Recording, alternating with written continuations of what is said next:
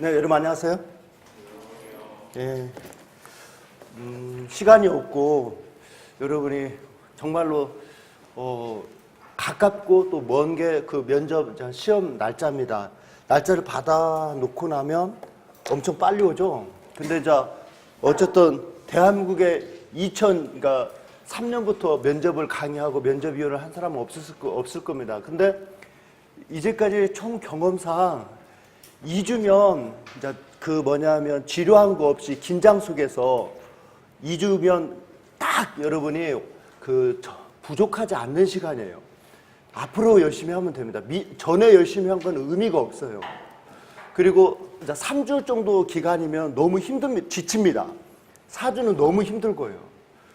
그래서 막 4주 이렇게 되면 보통 스터디를 많이 하고 옛날에도 스터디였는데 스터디 밀도와 효율성이 너무 떨어져요. 만나고 또 수다 떨고 먹으러 가고 누구 결석하고. 그래서 지금부터 면접은 빈틈없이 최고 수준에서 최고로 잘하는 사람하고 많이 붙어봐야 됩니다. 낮은 수준에서 했다가는 나중에 실전 현장에서 당합니다. 작년에 저희 면접 종합반 에이스가 있어요. 걔는 동료들이 면접하는 걸 보고 수위를 조절해요. 세게 나오면 제가 세게 가고 너무 앞서가지도 않고 항상 1, 2등 수준에서 자기가 수위 조절을 할 수 있다는 것은 그만큼 커패시티를 늘려놨다는 거예요. 그런데 그런 능력은 정말 타고나는가? 그렇지 않습니다. 그 나이와 상관도 없습니다. 그 친구 나이 23인가 2밖에 안 돼요. 3학년이었어요. 근데 유대한 사람, 똑똑한 사람, 확실히 젊은 사람이 좋다 이런 말이 뭐냐면 어떤 점에 차이점이 있냐면 노력은 여러분 다 행정고시는 죽으라고 다 합니다. 거기다가 알파까지 더해요. 차이점은 뭐냐면 예컨대 이 게임의 룰이 뭔지, 그리고 그 게임의 룰을 빨리 파악하고 그 게임의 룰에 아주 빠르게 적응하는 겁니다.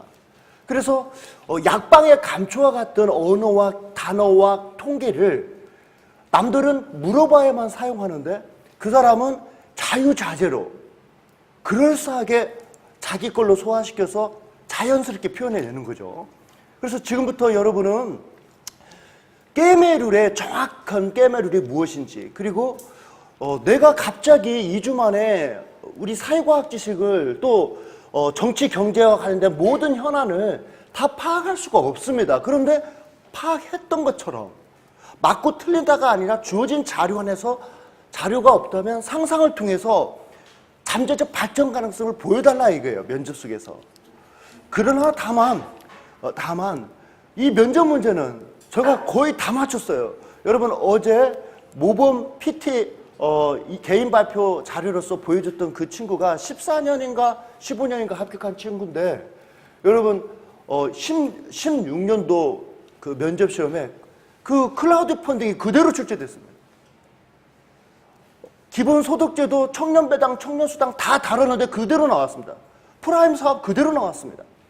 즉 뭐냐면 면접 문제는 최근 3개월 이내에 가장 핫한 문제가 출제되는데 너무 정치적이지 않은 거, 행정적이고 정책적인 거가 출제됩니다. 그래서 그런 관점에서 제가 오랫동안 15년이 넘는 동안 면접을 하면서 정책 자료 특강의 필요성을 느꼈어요.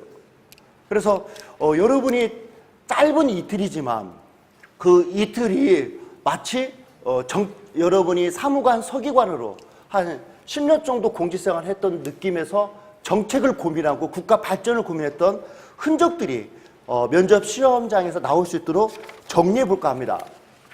그렇다면 저는 여러분 보십시오. 흩어진 지식은 아무리 공부를 많이 해도 소용이 없어요.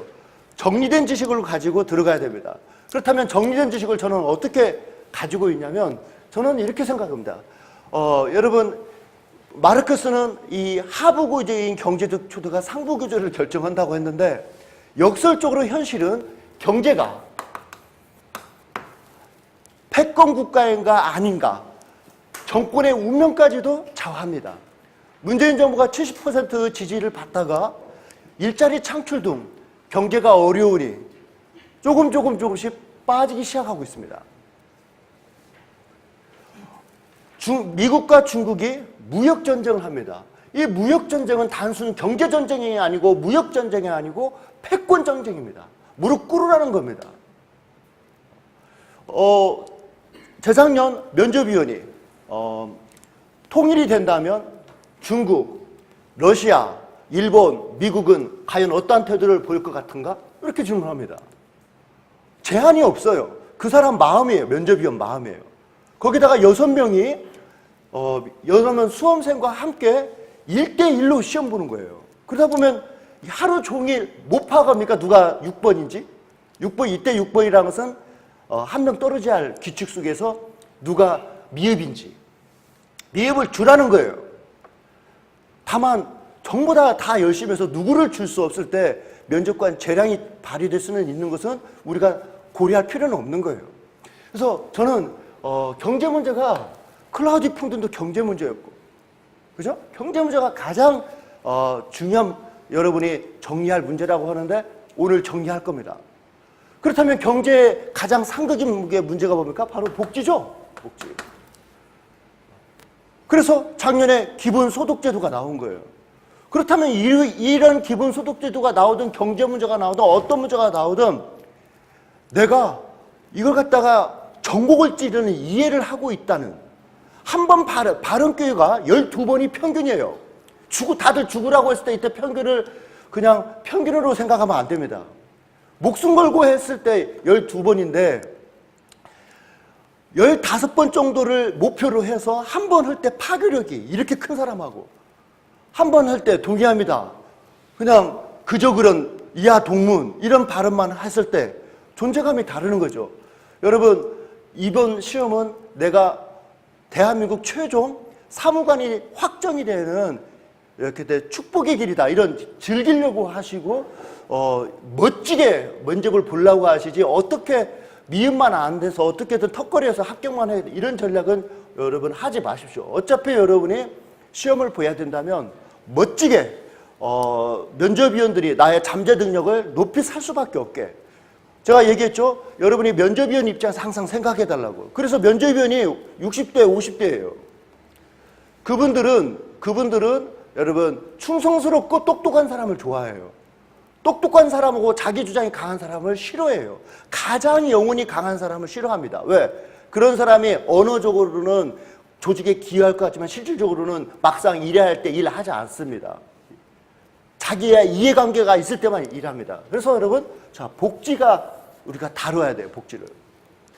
자, 그러면 경제든 복지든 이 두 마리 상극의 토끼를 잡아먹는데 불가피하게 밑에서 따라올 수밖에 없는 게 뭡니까? 조세예요, 조세 문제.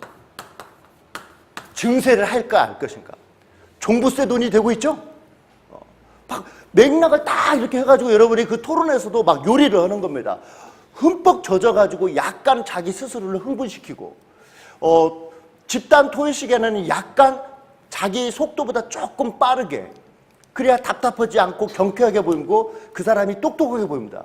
그런데 오후 면접에서는 안정적이게 차분하게 진지하게는 다 똑같은데 토론 때는 약간 흥분을 해야 돼요. 제가 약간 흥분돼 있죠. 그냥 이렇게 하면 너무 힘들어요. 제가 스스로가 막 흥분을 시켜서 해야 엔돌핀이 솟고 막 머리가 RPM이 높아져서 막 돌아가기 시작합니다.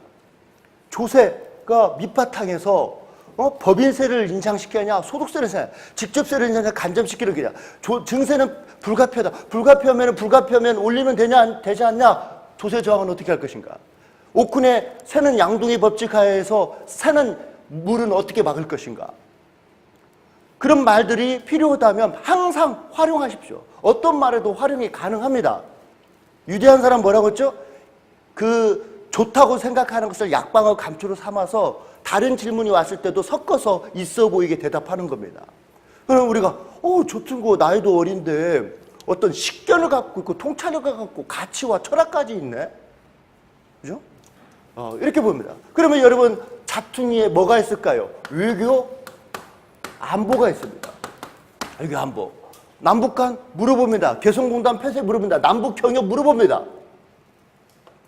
여러분은 어떤 전제를 합니까? 여러분은 사무관, 면접에서는 공모이라는 전제를 합니다. 이제 여러분의 필기적인, 논술적인 실력은 이미 검증이 끝났어요. 수석이고 꼴등으로 합격했던 그건 백지장 하나예요. 중요한 것은 현장에서 어떠한 인성을 가지고 어떠한 성실성과 책임성과 투명성을 가지고 어떠한 발전 가능성을 가지고 발전하고 성과를 보여줄 수 있을 것인가. 그래서 외교 안보도 해두셔야 됩니다. 그러면 또 오른쪽 모퉁이에는 뭐가 있을까요? 오른쪽 모퉁이에는 에너지 환경이 있습니다. 그러면 여러분 이렇게 이 부분을 정리하면 됩니다. 근데 가장 중요한 게 뭡니까? 경제예요. 경제만큼 정권이 우리가 이명박 대통령을 왜 뽑았습니까? 경제 살릴 거라고 뽑았죠. 조금은 부족한 점이 있다 하더라도. 그죠?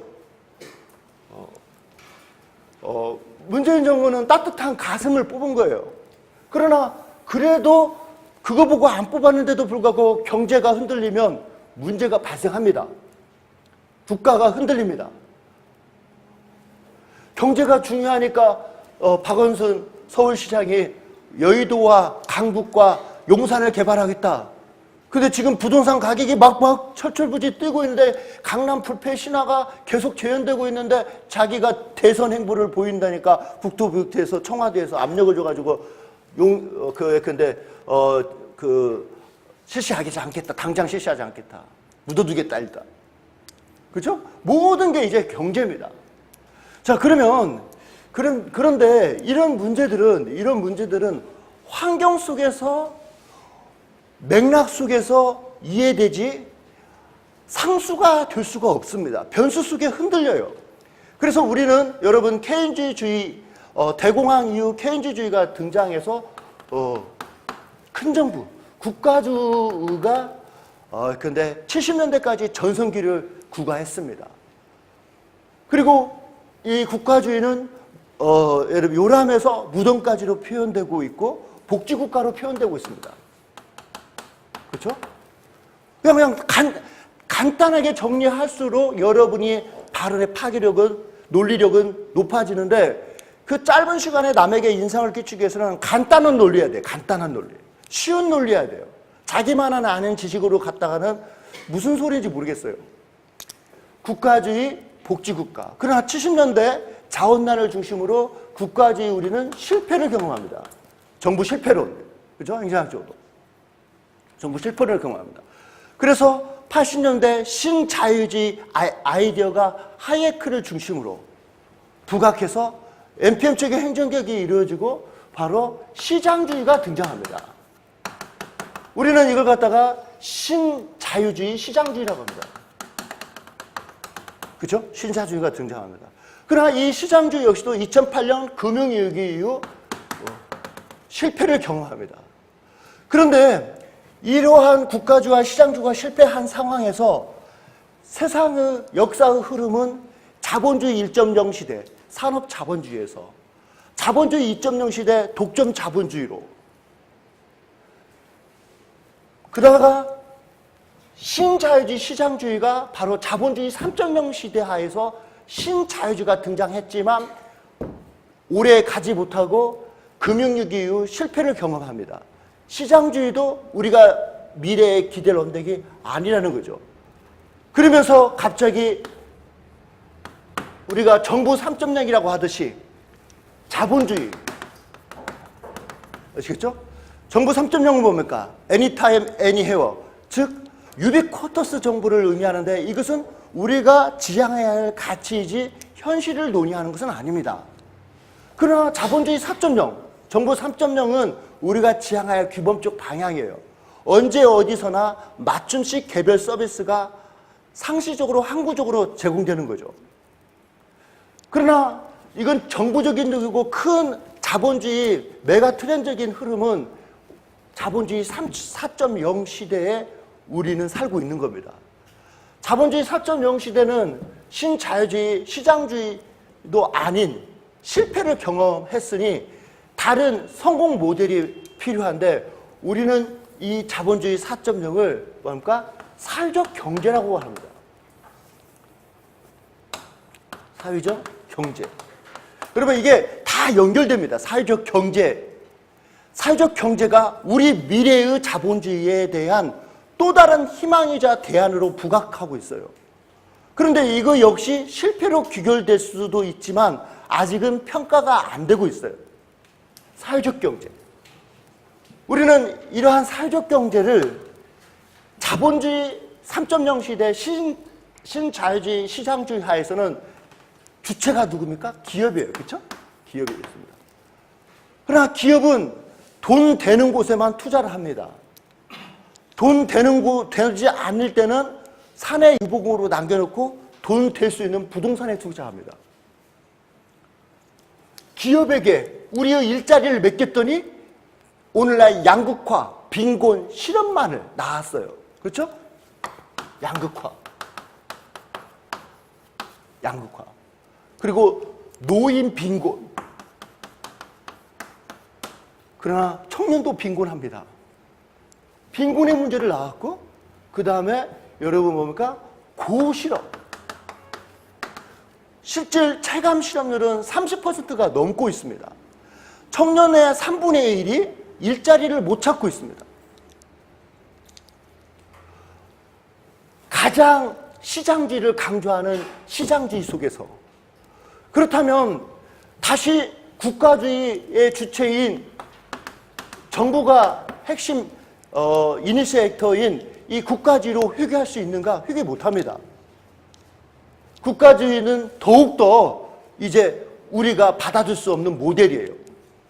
그러니까 지금 한국당에 문재인 정부가 국가주의로 회귀하려고 하는가?